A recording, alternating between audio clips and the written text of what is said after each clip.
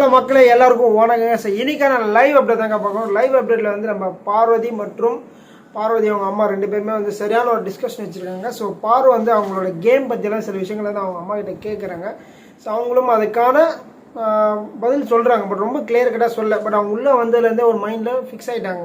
நம்ம வாயிலேருந்து எந்த ஒரு விஷயமுமே வெளியில் சொல்லக்கூடாது. நம்ம வந்து பிக் பாஸ் சொன்ன மாதிரியே ரூல்ஸ் அண்ட் ரெகுலேஷன்ஸாக ஃபாலோ பண்ணோம். ரெஸ்ட்ரிக்ஷன்ஸ்லாம் இருக்கிறது வந்து கரெக்டாக ஃபாலோ பண்ணோம். கரெக்டாக பண்ணுறாங்க. இது வரைக்குமே நல்லபடியாக பண்ணிகிட்டு இருக்காங்க. அது என்னெல்லாம் பேசுனாங்க, என்ன விஷயங்களை அவங்க ஷேர் பண்ணாங்கன்றதை நம்ம டீட்டெயிலாக பார்க்க போகிறோம்.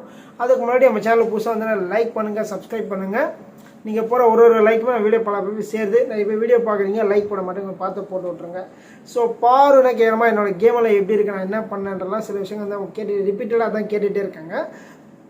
அவங்க கேட்கும்போது அவங்க மேலே சொல்கிறாங்க, ஃபஸ்ட்டு இருந்த வேறு மாதிரி இருந்தாங்க, பயமாக துள்ளிட்டு இருந்தாங்க, துள்ளிட்டு சூப்பராக விளையாட்டு இருந்தாங்க. உண்மையிலே வந்து வந்து பிக் பாஸுக்கு டிசர்வ்டான பர்சனாக தான் இருந்தாங்க. பட் சில பேருக்கு என்ன ஆகுனா, அவங்க வந்து எப்படி சொல்லுதுன்னா, ரூல்ஸை ஃபாலோ பண்ணல, ஒரு யார் பேச்சுமே கேட்க மாட்டுறாங்க, இதெல்லாம் சொல்லிட்டு இருந்தாங்க.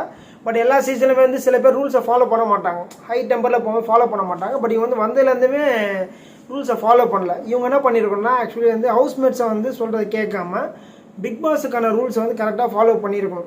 அந்த விஷயங்களை வந்து நிறைய விஷயங்களை தவறு பண்ணிட்டாங்க, இன்னுமே பண்ணிகிட்டு இருக்காங்க. அந்த விஷயங்களை வந்து அவங்க அம்மா சொல்லியிருக்காங்க. இதெல்லாம் வந்து ரூல்ஸ் வந்து ஃபாலோ பண்ணு, ரொம்ப துள்ளி குதிச்சுட்டு இருந்த நீ சூப்பராக இருந்த, அதெல்லாமே ரொம்ப கம்மியாயிடுச்சு. ஸோ அதுக்கப்புறம் வந்து எதற்காக இந்த வீட்டுக்குள்ளே வந்த, உன்னோட ஃபோக்கஸ் எதுக்கு, இந்த வீட்டுக்குள்ளே என்ன விஷயத்துக்கு வந்தோம், நம்ம இந்த விஷயத்தை வந்து விளையாட வந்தோம், விளையாடிட்டு டைட் அடிச்ச போது தான் வந்திருக்கோம், ஓகேங்களா. ஸோ அந்த ஒரு விஷயத்தை நீ ஃபோக்கஸே பண்ணல, அது வந்து பண்ணிகிட்டு இருந்தேன். ஒரு 4-5 வாரம் 4-5 வாரமாக பண்ணிகிட்டு இருந்தேன். அதுக்கப்புறம் அதனோட இது ஃபுல்லாகவே வேறு திசையில் வந்து